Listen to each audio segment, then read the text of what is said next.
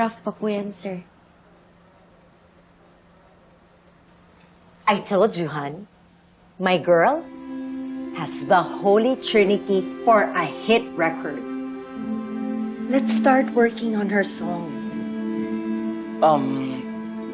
I already called up your boss and set up a meeting.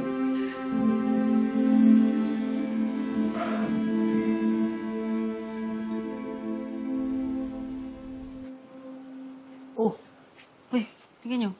May bagong post yung BGYO. Ilalunch pala nila sa invitation-only event nila yung collab song nila ni Bossing. Hanip. Panigurado. Mga bigating pangalan yung ng mga nandun. Alam mo, savior talaga ni Jenny yung BGYO. Well, she's lucky. Malakas siya kay Akira. Hindi lang. Click si Bossing sa lahat ng member ng BGYO. Kaya sisikat yan ulit. Siya pa. Baka mamaya di na natin ma-reach Di yung ma-reach? Bossing. Kaya nga. Uy. Baka mamaya di natin malapitan. We'll see about that. Ang ganda ni Bossing dito. Napaka-fresh. Blooming.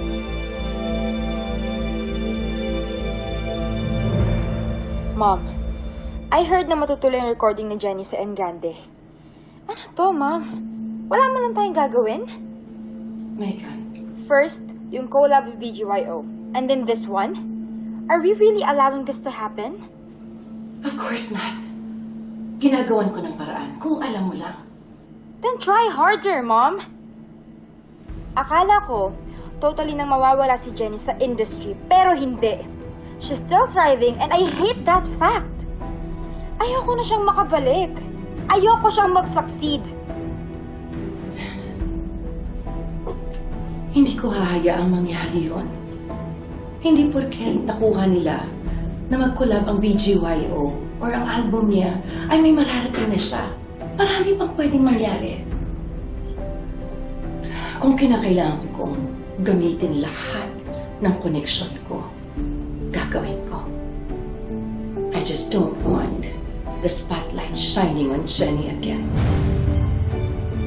Hi, si Freddy. Ay ma'am, nasa studio na po si Mr. Grande kasama po ang Team Meryl C para po sa guessing na ito.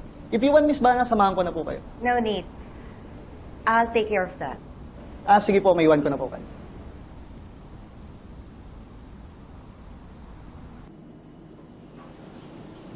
I have to do something.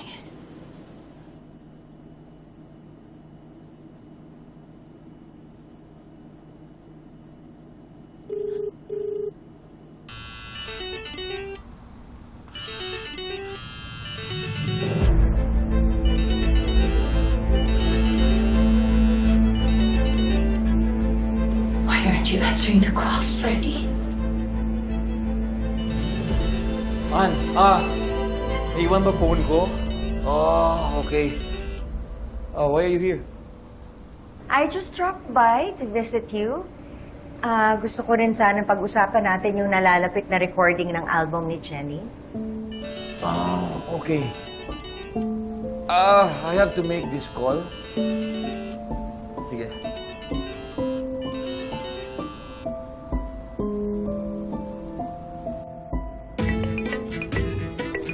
Finally! Why are you calling? Kung di ka nang sagutin ni Vanna ang telepono ko. May mas importante tayong pag-uusapan kesa sa asawa mo. Is this about Jenny? Yes! Hindi pwedeng matuloy yung recording ni Jenny sa Encante.